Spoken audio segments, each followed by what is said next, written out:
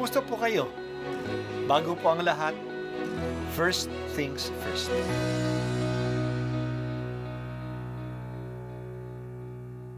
Good morning po. Sinisimulan po natin ngayon ang first things first. At dito po, tinatalakay natin sa unang bahagi ng umaga natin ay ang first readings na binabasa po sa banal na misa. Ito pong tinatalakay natin kasi madalas po kasi marami na tayong alam tungkol sa gospel readings. Pero konti po ang nagsasalita sa first readings. Pero ang first readings, bahagi din po yan ng Biblia, ng banal na kasulatan. Kaya susubaybayan po natin ang mga first readings, basahin po natin at kuminsan kailangan ng basahin ng 2 o 3 beses bago maintindihan kasi hindi po tayo familiar sa mga istorya at sa mga kaisipan na tinatalakay dito. Ang pagbasa mula sa aklat ni Propeta Ezekiel. Ito ang sinabi ng Panginoon. Ako mismo ang maghahanap at mag-aalaga sa aking mga tupa. Kung paanong hinahanap ng pastol ang tupa niyang nawawala, gayon ko hahanapin ang aking tupa. Kukunin ko sila saan man sila itinapon noong panahon ng kanilang kasamaan. Titipunin ko sila mula sa iba't ibang dako upang ibalik sa sarili nilang bayan. Doon ko sila aalagaan sa kaparangan ng Israel, sa tabi ng mga bukal ng tubig at sa magagandang pastulan.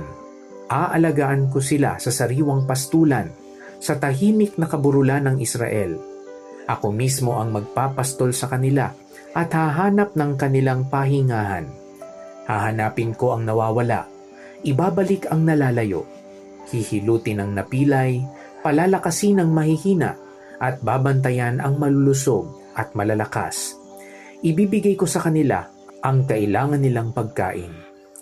Ang salita ng Diyos. Salamat sa Diyos. Ang debosyon sa kabanal-banalang puso ni Jesus ay isa sa mga malalim at malawak na debosyon kay Jesus.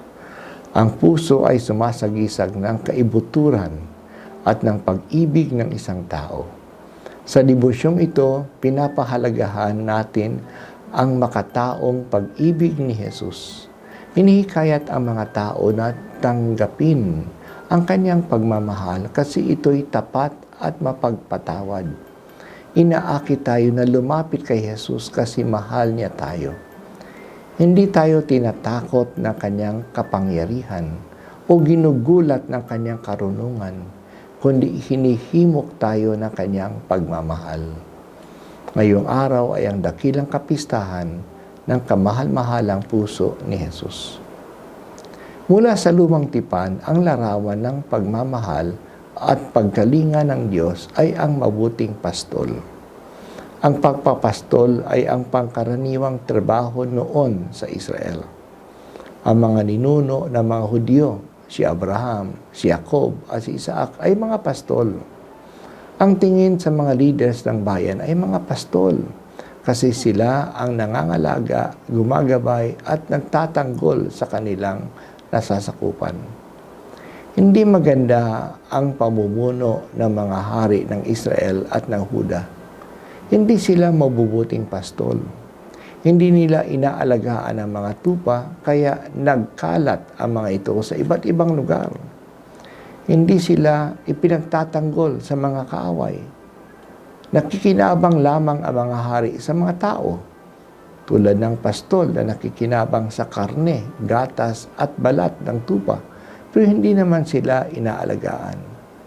Kaya ipinasabi ng Diyos kay Ezekiel na siya na mismo ang magpapastol sa kanyang tupa. Hahanapin niya ang mga nawawala. Titipunin niya uli kung saan sila ipinatapon. Dadalhin sila sa mainam na pastulan sa bayan mismo ng Israel. Palalakasin niya ang mahihina. Hihilutin ang mga pilay. Dadalhin sila sa lugar na may pagkain at tubig. Mararamdaman ng mga tupa, mararamdaman ng mga tao ang pagmamahal at pagkalinga ng Diyos sa kanila. Ang isang malaking problema ng mga leaders maging sa bayan man o sa simbahan, ay ang kakulangan ng pagmamahal sa mga tao. Ang iba ay gumagawa na lang kasi tungkulin nila ito. Marami ay nagpapabaya na at nagpapabaya na lang at ang sariling interest na lang ang hinahanap. Kulang ng pagmamahal, kaya kung ang pagmamalasakit sa mga nasasakupan nila ay nawawala. Kaya mahalagang ibalik uli ang larawan ng mabuting pastol. Ito rin ang larawan na ginamit ni Jesus tungkol sa Kanya. Siya ang mabuting pastol. Hinahanap niya ang nawawala at iniipon ang lahat sa ligtas at masaganang pastulan. Ganyan din si Jesus sa Kanyang kamahal-mahalang puso. May pagmamahal siya sa atin. Kahit na nasasaktan na siya, hindi tumitiklop o nanlalamig ang Kanyang pag-ibig. Patuloy na ito'y umaalab para sa atin. Kahit na nasugatan ang Kanyang puso, umaalab pa rin para sa atin. O kamahal-mahal ang puso ni Jesus, pagningasin mo sa amin ang iyong pagmamahal. Wag po sana kaming kumalas sa iyong pagkalinga. Maging masunuring tupa kami na iyong pinapastol.